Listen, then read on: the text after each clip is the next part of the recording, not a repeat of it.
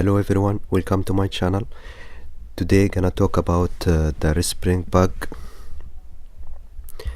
Respring is useful, especially with some apps which even close and open the app again will not solve its issue.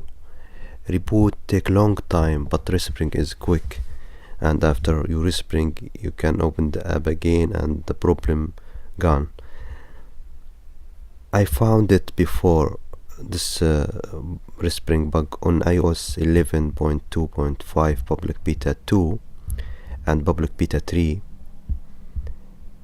I updated to public beta 4, then I tested it again.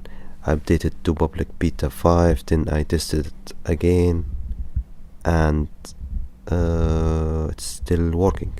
This bug is very amazing. I just today let you know the bug is still working on iOS 11.2.5 public beta 4 and also on public beta 5, which is the last release.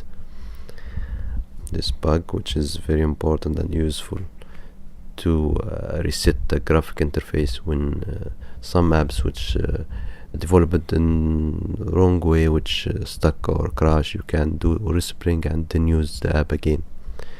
Who don't know about my last video which show how to Respring iPhone X on iOS 11.2.5, I will put a link to the video on the end of this video.